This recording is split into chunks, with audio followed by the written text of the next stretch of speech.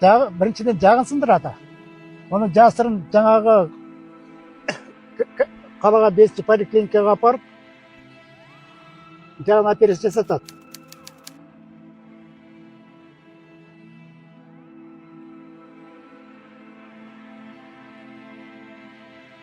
Могли бы прокомментировать, вообще в курсе, что у нас каждый месяц или чуть ли не каждую неделю умирают люди? Да вы что? Солдаты. Да вы что? Вам смешно? Нет, серьезно, вам смешно? Я вам серьезно говорю, на сегодняшний день у нас нету. Если вы говорите о прибытии, эти события произошли у этих матерей в прошлые года, 2020-2023 года.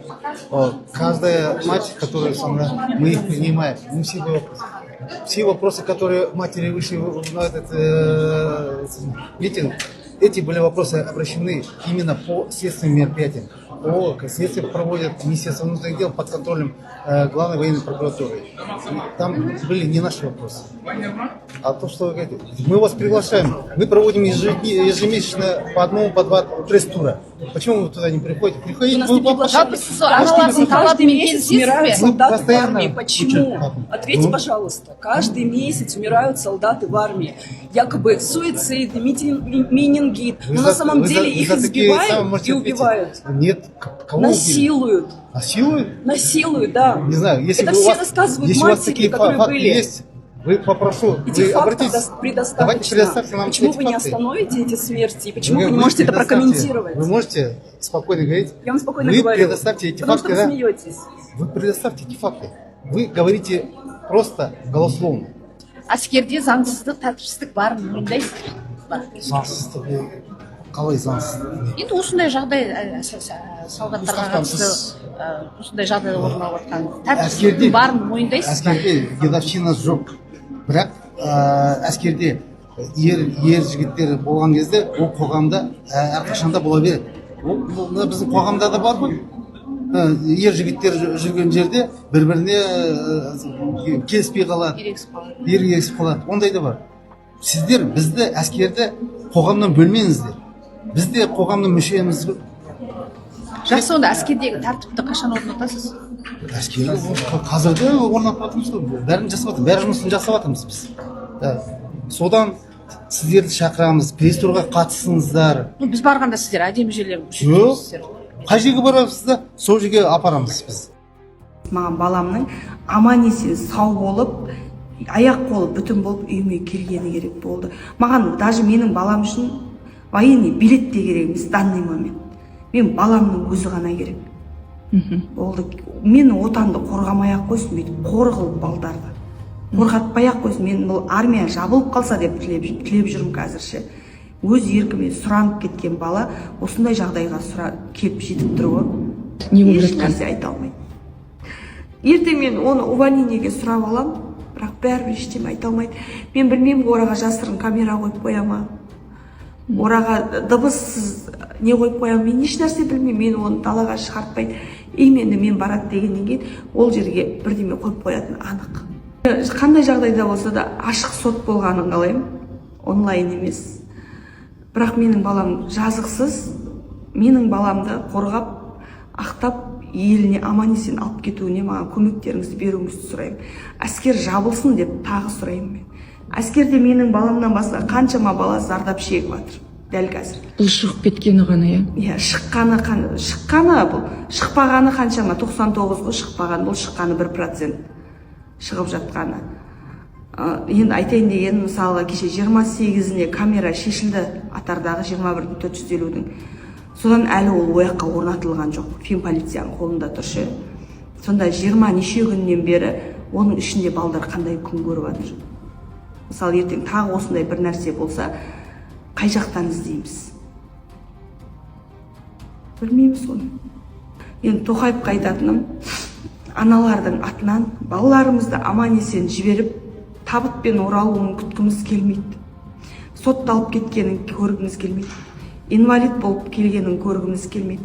Сол үшін армияны қатаң тексеріп, егерде 100% балдарымызға кепілдік бере алмаса, армияны жабуды талап етем. Аналарға үндеу жолдаймын солай. Басқа айтарым жоқ. мына сұмдық не болып жатыр, мына әскер деген. Мынау соңғы кезде деген тіпті болып кетті ғой. Балдарымызды қалай жібереміз?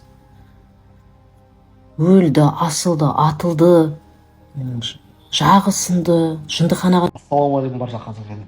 Мен рота сержанты Айдын Сайланов. Қазіргі таңда гвардейский гарнизонында қызмет атқарамын. Кадет корпусының түлегімін.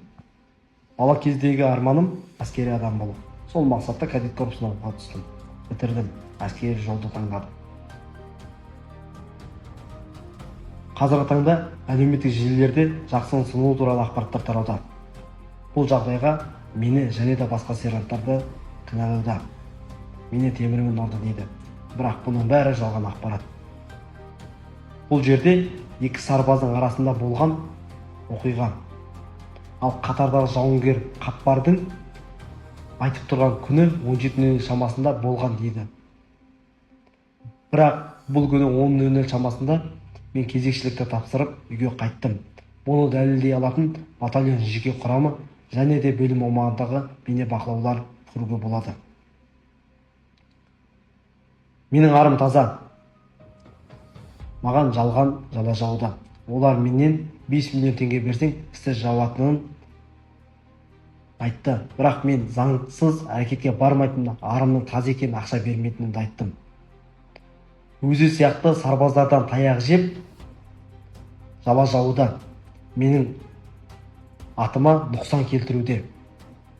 Қазіргі таңда тексеріс жұмыстары жүргізілуде. Мен әділ шешім шығатынына сенемін. Және де өзімде тексеріске дайынмын. Рота, Невальный болған оқиғаны, еще дежурный по части бар. Олар болған оқиғаны жоғары жаққа хабарламаған. И жаңа комбат Нұрсұлтан деген. Сол кінәлі. Бірінен бірі жасырам деп. Бірінен бірі жасырам деп жаңағы операция жасатып келгенде КП-ның алдынан күтіп алып, жаңа старшинаның үйіне апарып қойған. Тығып. Ұрды деген көрсетпеу үшін, иә? Бірінен бірі Жаңа преступление ашылмау үшін. иә, қылмыс ашылмау үшін енді. Бірақ қазақта енді ұрының арты қуыс немесе аурын жасырған өледі деген сөз бар ғой. Аққабыдай жақ. Сержанттар ұрған жоқ, өздері төбелесті дегенге сенесіз ба? Жоқ, бәрі жала. Анығын келганда, баламның анықталғаннан кейін 27-сінде бардым мен. Сөйтсем балам әбден қорлық көрген. Ана қорқып тастаған. Әуелі маған жаңа жақындауға қорқып, ана бетінен сүйуге қорқып тұр. Құшақтап бетінен сүйсемде жаңа жалтақтап қорқады мен. Артқа қарай қашқақтайды. Оны заты ол жаңағы қорқып тастаған бұл ұрып. Біріншіден жағын сындырады. Оны жасырын жаңағы қалаға 5-ші поликлиникаға апарып жағын операция жасатады. Оны майор әділет деген. Ана 2-ші батальонның несі майоры. Жөнбесе үйге кіріп айтсам, рұқсат болса